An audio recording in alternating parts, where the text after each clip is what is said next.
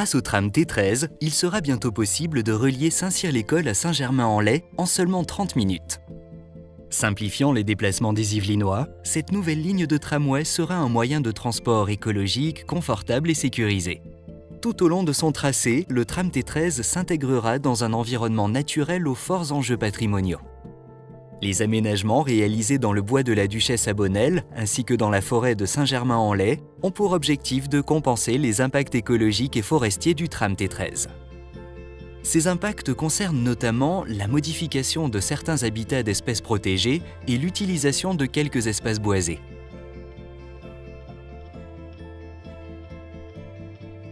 Les enjeux environnementaux et de cadre de vie sont des composantes essentielles des projets de transport collectif.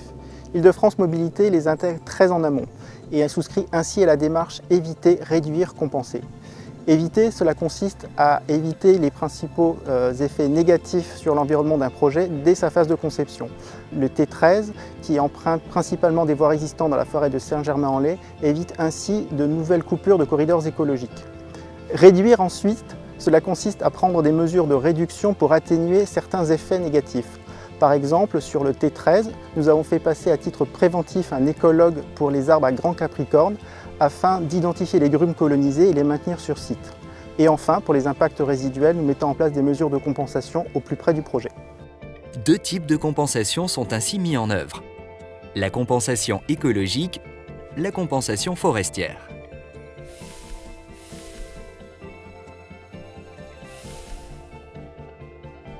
Dans le cadre des travaux, les porteurs du projet ont pris toutes les précautions pour limiter au maximum les coupes d'arbres, notamment dans les forêts de Saint-Germain-en-Laye et de Saint-Cyr-l'École. Les coupes qui se sont avérées indispensables se sont déroulées en plusieurs fois afin de couper uniquement le nombre d'arbres nécessaires à chaque étape du projet.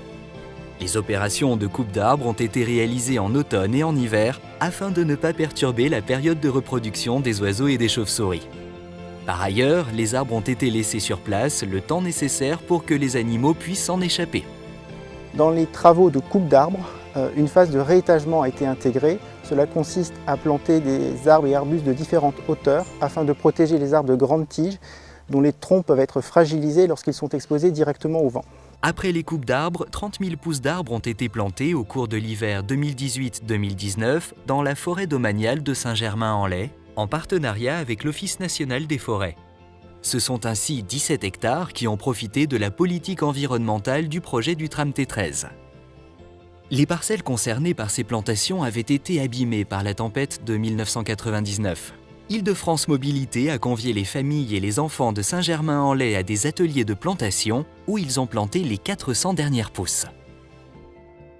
SNCF Réseau et Île-de-France Mobilité ont également intégré dans leurs travaux de plantation des essences locales, noisetiers, érables, tilleuls, afin de ne pas dénaturer le territoire et de restituer les ambiances locales adaptées au sol.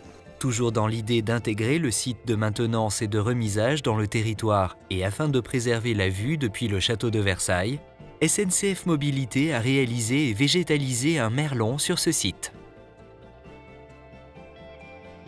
Île-de-France Mobilité avec SNCF Réseau se sont engagés vis-à-vis des services de l'État à un maintien des mesures de compensation sur une durée de 30 ans à travers un plan écologique de gestion. Ce plan sera mis en œuvre par l'Office national des forêts qui permettra ainsi de vérifier le bon déroulement des actions de compensation.